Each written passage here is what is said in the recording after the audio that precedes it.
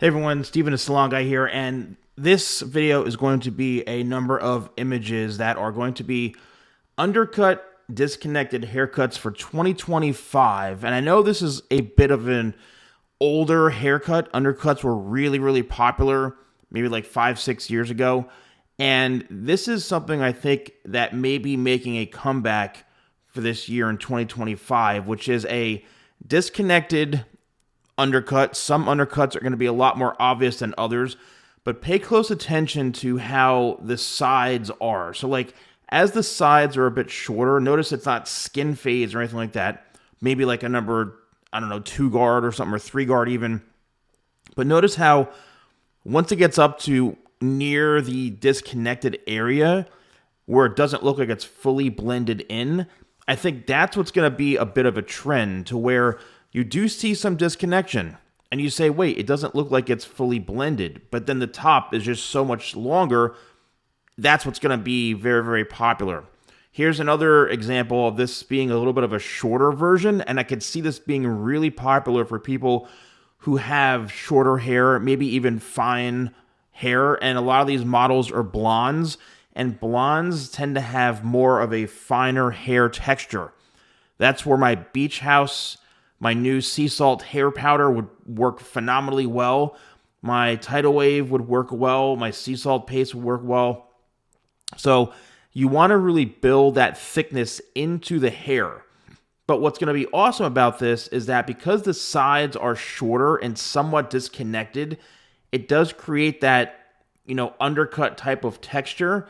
And if you just pay close attention to those corners, it looks like it's still somewhat blended. And that's where I think having a little bit of length on the sides will come in handy, but then making that front and that top the focal point, to where this top is probably about 3 inches, 3.5 inches long in length. Now here's one where, again, I did want to have some sort of disconnection. Some may say, oh, this needs to be blended. It looks like it's not blended. I wouldn't wear this haircut. However, that's where I think this may be becoming a bit of a trend, to where it's like, okay, it's disconnected and it works into the top. So this is something where, even if you're cutting your hair yourself, I always first and foremost say, go to a professional, because a hair professional, obviously that's my first go-to. Now, the flip side is, how many of you have actually sent me messages or left me comments here saying, Salon Guy, I did go to a professional and they botched my hair up. That really falls on you, because if you're going to someone who isn't really as skilled or as knowledgeable, and you're just walking into some cheap random hair salon or barber shop and they're spending 10 minutes on your hair, charging you, $12, we'll expect to get a $12 haircut. So this is, again, a trend that if you're doing this yourself, you may actually be able to get away with it. Now, this is a bit more of that traditional undercut, right? This is the haircut to where it's like, oh, okay, now we're going back to that fully disconnected look, the skin fade or the super short fade. The back, however, is a bit blended in, and you can see that in the back of the hair, to where it does kind of have a softer blend. And I've done this so many times in the past, and I have loads of tutorials on it. But this is something where it's a bit more traditional. So let me know in the comments if you are more of a traditional undercut person. Now, the only challenge with this type of haircut is that, once you let it grow, it's then probably going to grow into itself, like the sides, into the style that I'm talking about, to where it's longer. But if you want to keep this maintained, one of the biggest issues I've seen from cutting these over the years is when a barber would create the uneven disconnected section where it like goes up and it's very uneven. Once they do that, they actually just destroyed your hair. It's like they just chomped a whole section of your hair that now is too short. So I'm not really a big fan of that. Here, this is exactly, now back to what the main trend is of what I'm talking about.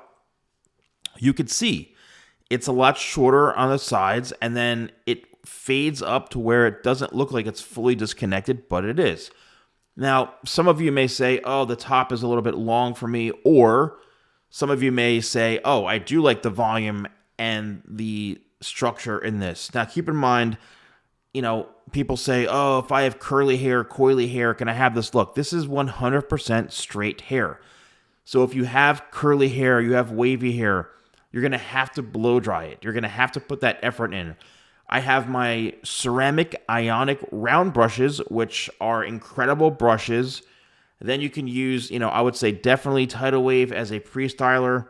Then you can use the brush to blow dry it, and then possibly my talc powder or my new Beach House sea salt hair powder, which is going to be replacing talc once talc runs out. It's just higher quality, better ingredients, and it actually has a nice light scent to it as well.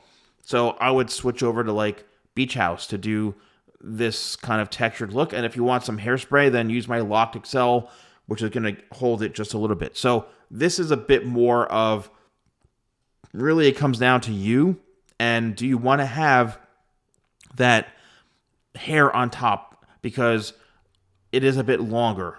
But I think this is getting back more to the traditional. Now, I do check these models out. These are the ones that really, this is probably what a lot of you are going to go, oh my gosh, I want that hairstyle. I mean, clearly it's like, all right, now pay close attention to the undercut. Look how low it is. So it's like halfway down the side of the head.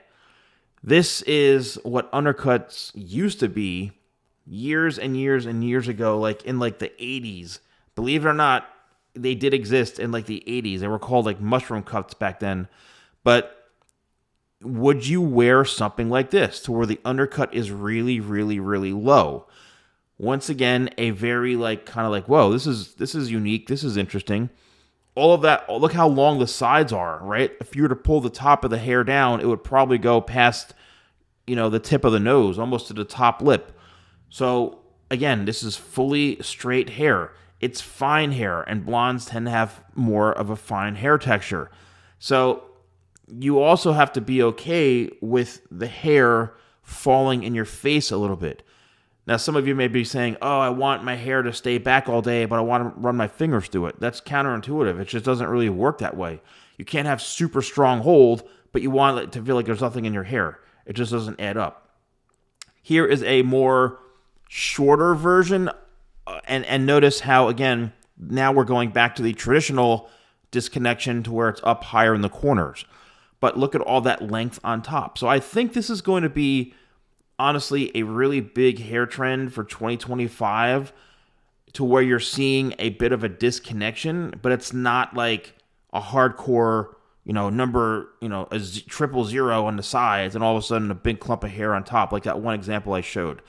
If you want to learn more about haircut shapes, you can actually purchase my $10 ebook on understanding haircut shapes, so you can get a better haircut. And I have one for men's and women's hair. If you want to purchase any of my products, use code YouTube20. Thanks for watching, and I'll see you all very, very soon.